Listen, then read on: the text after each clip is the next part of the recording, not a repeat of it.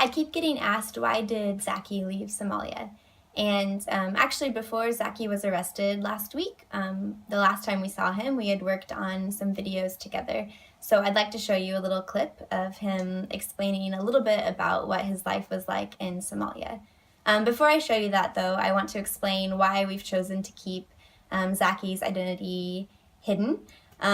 We just believe that Zaki and everyone is more than just one label. He is more than just a refugee. And since once you put something on the internet, it stays forever, we just want him to have the opportunity to share his story as he wishes over the next many years of his life. So that is why his identity is kept secret. I don't have a normal life in Somalia. I was kidnapped when I was young, at the age of 7.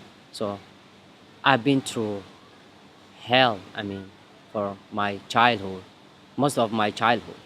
So while the other children have, family, going to school, having some time with their parents, but I couldn't get that chance, that opportunity to spend the time with my family. So my life was different than the others.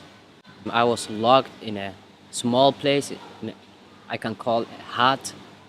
So I never allowed to go outside, and my normal days in Somalia was like beating, torturing, like every day was the same.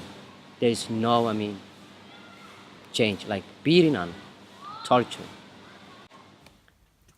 So Zaki spent his childhood, the next 8 years, living in captivity with this family who was very cruel to him.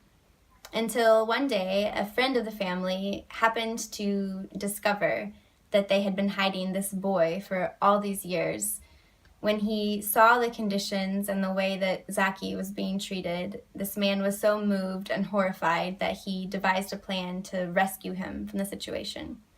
The plan was successful, obviously, and Zaki was able to live with this man and his family for about a year. Eventually, the family who had kidnapped Zaki discovered where he was at and was coming for him.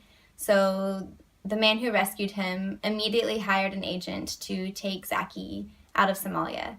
The agent promised to take him to a safe place, but actually brought him to Thailand, took all of his money, stole his passport, and abandoned him at a train station here in the city.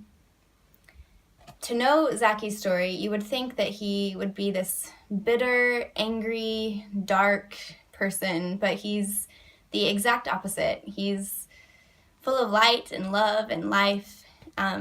Just, yeah, so loving. So when you think about his story and the fact that he's, as of last week, in captivity again, it's heartbreaking. We don't want his story to end like this. And Zaki cannot go back to Somalia because of his ethnicity. He has no rights there. He will, if he survived, if he was not killed, he would end up in a situation very similar, if not worse, than the one he experienced his whole growing up years. The only option for him is this sponsorship to Canada. So please help us to write another chapter in this story.